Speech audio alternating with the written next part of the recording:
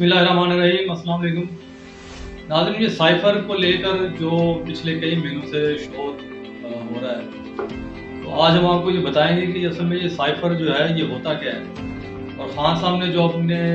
जो मिनट्स जो audio leak में बताया गया है, उन्होंने अपनी मर्ज़ी से वो मिनट्स बनाए, वो असल में क्या थे। और साइफ़र जो है ये केबल या मरासला, जिसको ख़ान साहब जो है वो धमकी कह रहे हैं कि अमेरिका की तरफ से धमकी आई है, उसके बारे में हम जानते हैं कि उज़ैर साहब इसका क्या तजज़िया करते हैं। उज़ैर साहब इससे पहले भी उनके साथ हमने 2 या 3 प्रोग्राम किए हैं, जिसमें उन्होंने मौजूदा हालात के बारे में पहले से तजज़िया किया। और ख़ास तौर पे जो उन्होंने जब खान साहब को इक़्तिदार से निकाला गया, तो उन्होंने जो 6 दिन की डेडलाइन दी थी और तारीख मांगी थी इलेक्शन की, तो उस दिन से लेके आज दिन तक वो इलेक्शन की तारीख मांग रहे हैं। कई महीने गुजर चुके हैं, लेकिन इस इलेक्शन की तारीख का दूर दूर तक कोई पता नहीं। तो इस सिलसिले में हम उज़ैर साहब से जानते हैं कि उनके क्या इसके बारे में तजज़िया है। अस्सलाम वालेकुम उज़ैर साहब, सबसे पहले ये बताइएगा कि ये साइफ़र जो होता है ये असल में होता क्या है। साइफ़र है, केबल है, ये मरासला है, ये ज़रा बताइएगा ये क्या चीज़ होती है। बिस्मिल्लाहिर्रहमानिर्रहीम। अस्सलामुअलैकुम। जी राज साहब, जहाँ तक साइफ़र का ताल्लुक़ है, साइफ़र जो है इसके बारे में आपने मुख्तलिफ़ किस्म की जो है मंतक़ें सुनी होंगी मुख्तलिफ़ प्रोग्राम्स में, मुख्तलिफ़ चैनल्स पे। लेकिन साइफ़र की टेक्निकल जो एक डेफिनेशन है वो ये है कि ये एक कोड होता है जो मुतल्लिका डॉक्यूमेंट जो होती है, जो सफारती मिशन से किसी भी मुल्क के दफ्तर ख़ारजा को इरसाल की जाती है, ये कोड जो है उस इलेक्ट्रॉनिक डॉक्यूमेंट पर अप्लाई किया जाता है। और जब तक आप वो कोड नहीं लगाएंगे, वो डॉक्यूमेंट जो है वो ओपन नहीं होती। इस कोड का मकसद सिर्फ और सिर्फ उस डॉक्यूमेंट की जो सीक्रेसी होती है उसको यकीनी बनाना होता है। और जहाँ तक रियाज साहब ये डिप्लोमेटिक केबल का ताल्लुक़ है, एक्चुअली ये साइफ़र हो गया, डिप्लोमेटिक केबल हो गया, मरासला हो गया, ये इसकी मुख्तलिफ टर्मिनोलॉजीज़ हैं। और आप एक तरह से ये भी कह सकते हैं कि इनके टेक्निकल नेम्स हैं। मिसाल के तौर पे जिस तरह डिप्लोमेटिक केबल है, इसका असल जो ताल्लुक़ है आसान अल्फाज में वो ये है कि जो खुफिया राब्ता होता है, जिससे मैंने आपको बताया डिप्लोमेटिक मिशन या दफ्तर ख़ारजा का, उसके दरमियान जो भी राब्ता होता है, उस राब्ते को जो भी जिसके थ्रू भी वो जो आपका वो ताल्लुक़ जो है वो ब्रिज जो बनता है, उसको एक डिप्लोमेटिक केबल का नाम दिया जाता है। इंग्लिश में जिस तरह है, हम इसको डिप्लोमेटिक केबल कहते हैं, टेलीग्राम कहते हैं, या डिप्लोमेटिक टेलीग्राम कहते हैं, एम्बेसी केबल भी कहते हैं, डिस्पैच भी कहा जाता है। और हमारी जो पाकिस्तानी जो ज़ुबान है उसमें इसको तार या मरासले के लफ्ज़ से याद किया जाता है। इस हवाले से इन चीज़ों को समझने की ज़रूरत है। और ये जितनी भी मैं आपको ये टर्मिनोलॉजीज़ बता रहा हूँ बहुत इंपॉर्टेंट, और डिप्लोमेटिक जो SOPs होते हैं उनमें इनको बहुत ज़्यादा सख्ती से जो है फॉलो किया जाता है। नाज़रीन को समझाने के लिए अगर आप थोड़ा सा आसान इसको कर दें, थोड़ा आसान लफ्ज़ों में अगर एक्सप्लेन करें इसको। नाजरीन की जो है वो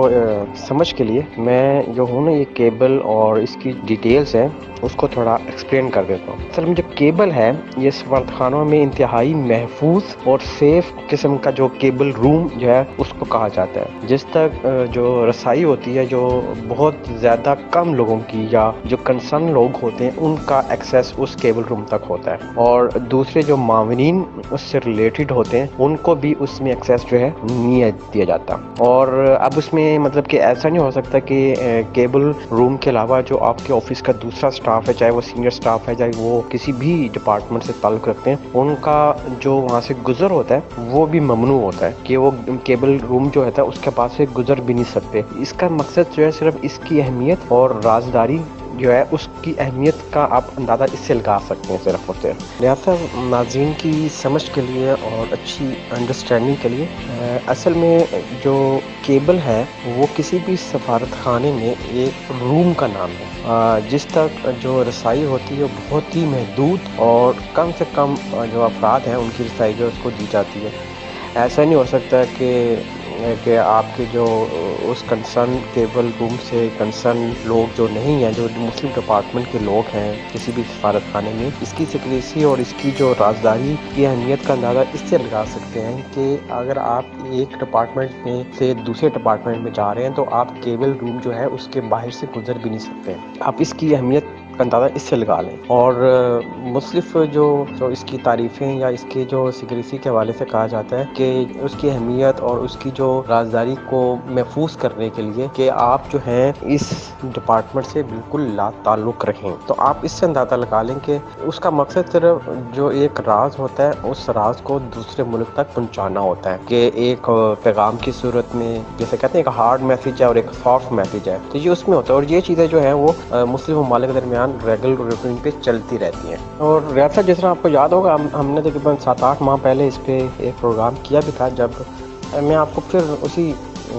بات کی یاد دہانی کراتا ہوں اور وہ چیز میں آپ کو دوبارہ اس پروگرام کے توسط سے عوام تک اور ناظرین تک پہنچانا چاہوں گا کہ آپ کو یاد ہوگا اس ٹائم میں نے کہا تھا کہ یہ جو مراسلہ ہوتا ہے یہ کوئی ایکسٹرا آرڈنری چیز نہیں ہے کہ صرف خان صاحب کی حکومت کے لیے ہی یہ کیبل یا یہ مراسلہ آیا ہے. یہ مراسلہ یا کیبل جو بھی ہے، ٹھیک ہے، آپ اس کو جو بھی نام دے لیں، ہوتا یہ ہے کہ کسی بھی ملک میں جو سفارت خانہ ہوتا ہے وہ اس ملک میں جس میں یہ سفارت خانہ موجود ہے اس ملک کے دفتر خارجہ سے تو رابطے میں ہوتا ہی ہے اس کیبل کے تھرو، ٹھیک ہے، اس مراسلے کے تھرو، اس سائفر کے تھرو، ٹھیک ہے. لیکن وہ جو سفارت خانہ ہے یا وہ جو امبیسی ہے وہ اپنے جو مدر کنٹری ہے، ٹھیک ہے، اس ملک کو بھی اس ملک میں ہونے والی جس ملک میں سفارت خانہ ہے اس ملک کی بات ہو رہی ہے کہ اس ملک میں جتنے بھی اکنامک، ڈپلومیٹک، ڈیفینس اور عوام کے حوالے سے یا لوکل لیول پہ کسی دوسرے ملک کے ساتھ تعلق کے بارے میں جو بھی ڈیسیژن میکنگ یا جو بھی فیصلے یا جو بھی اسٹیٹمنٹس ہوتی ہیں یا جو بھی معاملات ہو رہے ہوتے ہیں، وہ جو اس ملک کا امبیسڈر ہوتا ہے وہ اپنے ملک میں وہ اس سے ریلیٹڈ انفارمیشن بھیجنے کا پابند ہوتا ہے. تو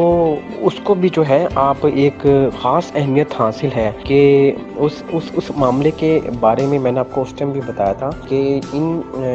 جو اس قسم کی جو اطلاعات ہوتی ہیں، جو اس قسم کی انفارمیشن ہوتی ہے جو کسی بھی مقصد سے ریلیٹڈ ہو سکتی ہے، اس انفارمیشن کو اپنے ملک میں بھجوانے کا صرف مقصد یہ ہے کہ جو اس ملک نے ABC ملک نے جس ملک میں سفارت خانہ ہے اس کے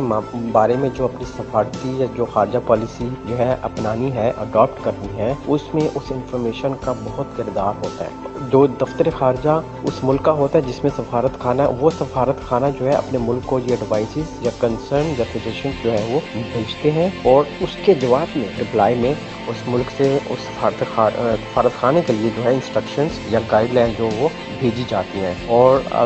ہائی لیول پہ اگر دیکھا جائے تو ان کا جو کنسرن جو وزیر خارجہ ہوگا یا وزیر اعظم کے یا ان کے جو بھی ان کے ہیڈ آف اسٹیٹس ہوتے ہیں، ان کے لیول پہ جو بھی اس ملک سے متعلق اسٹیٹمنٹ دینی ہے تو وہ اسی جو انفارمیشن جو ایک وہ اپنے ملک سے دوسرے ملک میں انفارمیشن جو دی جاتی ہے اپنے ملک کے حوالے سے، تو وہ جو ہے وہ اس کے مطابق جو ہے وہ پالیسی کسی ملک کی مرتب کی جاتی ہے. خان صاحب نے جو 27 مارچ کو جو لیٹر لہرایا تھا جیب سے نکال کر جلسے میں، وہ کیا چیز تھی؟ کیا وہی کیبل تھی وہ یا سائبر تھا یا کچھ اور تھا وہ؟ جی بالکل ریاض صاحب، آپ نے جو سوال کیا، یہ 27 مارچ 2022 کو جو عمران خان صاحب سابق وزیر اعظم نے جو پبلک گیدرنگ میں ایک پیپر جو تھا وہ لہرایا تھا، وہ صرف ایک کاغذ کا ٹکڑا تھا. وہ کوئی سائفر یا ڈپلومیٹک کیبل یا مراسلہ نہیں تھا. وہ صرف عوام کو دکھانے کے لیے جو ہے وہ کاغذ لہرایا گیا تھا. وہ یہ بھی بلینک پیپر ہو، لیکن اس میں ایسی کوئی چیز نہیں تھی جو خان صاحب نے جو ہے وہ پیپر لہرا کے کہا کہ جی ان کو کسی ملک سے ایک دھمکی امیز خط جو ہے وہ موصول ہوا ہے. اب اگر آپ دیکھیں تو جو میں نے آپ کو بھی کیبل، سائفر اور اس سے ریلیٹڈ جتنی بھی انفارمیشن بتائی ہے، یہ صرف خارجہ پالیسی میں ہمیشہ کہتا ہوتا ہوں کہ خارجہ پالیسی اور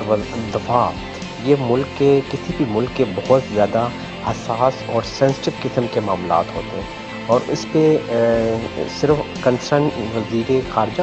اور کنسرن ڈیفینس منسٹر جو ہے وہی اسٹیٹمنٹ دینے کے مجال ہوتے ہیں. لیکن ہمارے انفارچونیٹلی ہمارے ملک میں یہ چیزیں ہوتی رہی ہیں کہ کسی بھی گورنمنٹ میں، چاہے سابقہ PTI کی حکومت ہو، چاہے اس سے پہلے نون لیگ کی حکومت ہو، یا اس سے پہلے پاکستان پیپلز پارٹی کی حکومت ہو، اس میں اگر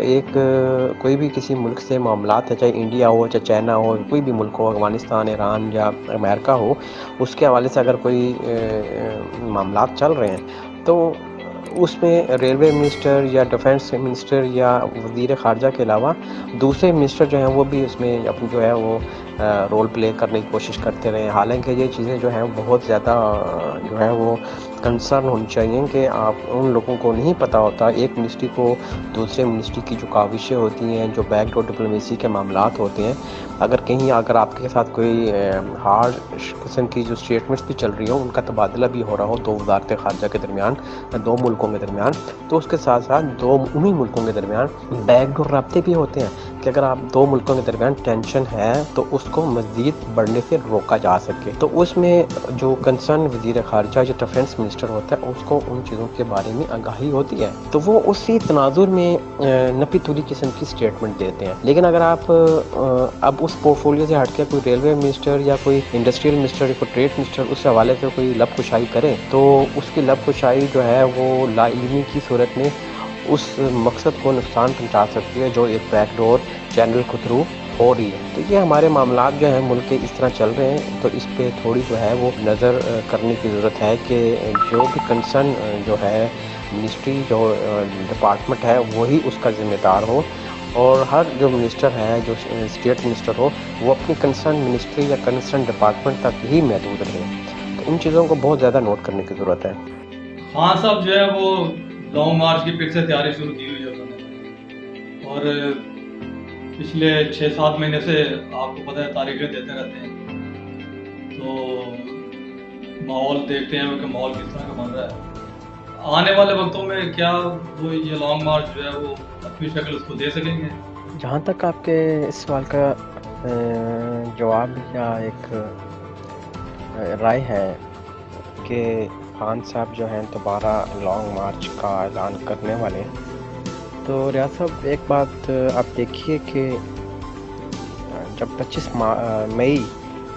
2022 کو خان صاحب پوری تیاری کے ساتھ پورے پاکستان سے لاکھوں کروڑوں کا جو ایک ویور لے کے اسلام آباد کی طرف چلے تھے یا پہنچے تھے, اس کا حال آپ کے سامنے ہے. میں نے اس ٹائم بھی ایک چیز